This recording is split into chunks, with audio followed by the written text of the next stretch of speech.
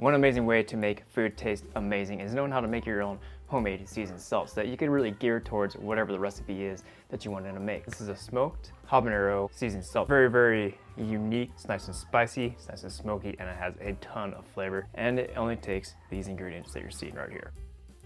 Ingredients are really simple. 20 habaneros, 1 fresh lime. I'm gonna use a whole head of garlic, 1 yellow onion, 1 cup of kosher salt. That's it. So what you need to do to the peppers is yank the stem off. I highly recommend wearing gloves when you're handling hot peppers, and then cut them in half. This is one of those instances when you want to remove the seeds from the pepper because they could give the salt a kind of a weird flavor. Onion is going to get a rough chop. These are all going to get tossed in the food processor, so it doesn't really need to be super precisely cut. Okay.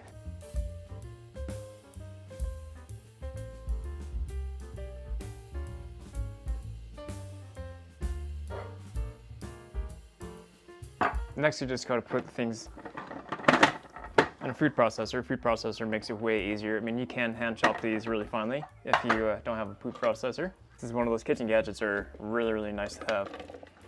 Habaneros, garlic and the onions go in. Grabbing a microplane and zesting a whole lime. This is gonna give the salt a nice, fresh citrus note to it. It smells so good. I love that smell.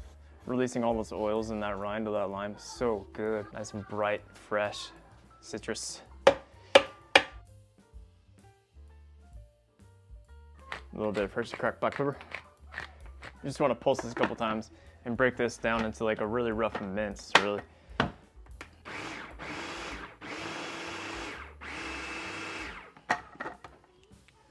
Whew, smells good. Smells spicy. Smells nice and fresh, which is what you want. It's gonna have a nice light orange tint to it. There's a couple ways you can go about smoking this. I'm gonna put a cold smoke on it today using some applewood chips. That's really gonna complement the peppers and the rest of the ingredients really nicely. If you have a pellet smoker, you could set it to 190, 200 degrees and let it rip like that. Offset smoker, same thing, just hold it at 200 degrees until it's nice and dried out. It'll take, 3-4 hours to dry out completely. Put the ingredients in a glass Pyrex. You can definitely tell the difference between a seasoned salt made from fresh ingredients as opposed to using pre-made powders and that kind of stuff, right? A little time consuming, but it's worth the wait. Spread this thin.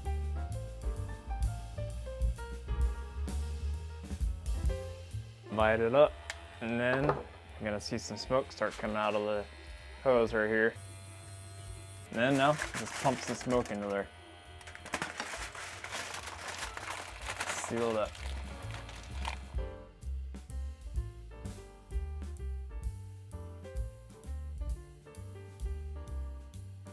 I can see smoke sitting in there, which is cool. So I'm gonna go for a 10-minute soak on the smoke right here. Mix it up, smoke it again, and then we're gonna be ready for the next step.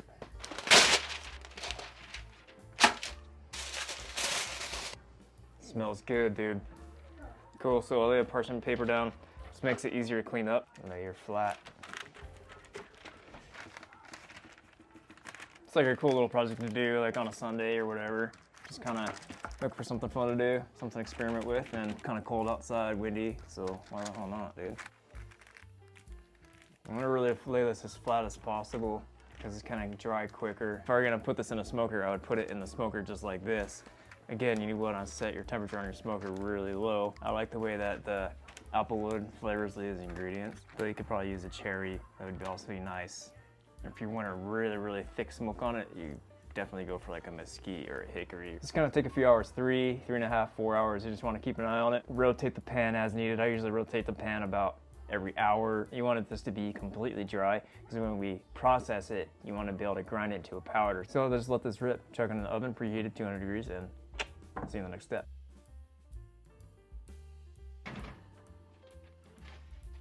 In the oven it goes, preheated to 200 degrees Fahrenheit, and that's going to go for 3 to 4 hours.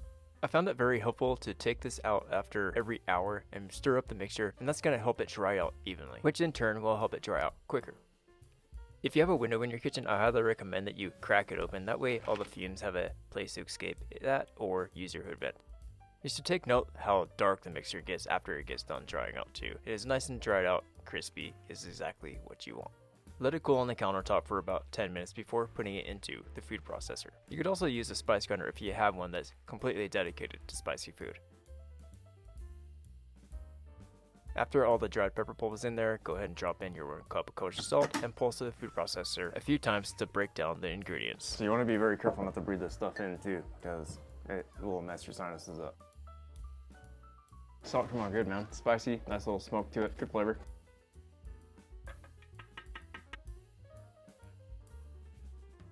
I found the best way to store these is in a mason jar with a tight fitting lid. The flavors on this will be best if you use it within 3 months. I mean, it's salt, so it'll last forever basically, but after about 3 months, the flavors will start to dull out a little bit. So I have a pork chop here that I'm going to smoke / reverse sear, finish it in a cast iron pan. So I want to let this dry brine 24 hours. This is a really delicious pork chop recipe. I love it. I'm basically out of time today, so it's gonna be next week's video. In the meantime, make this salt. You'll love it. It's good on eggs, good on pork, good on tri-tip, and you're gonna love it. Peace.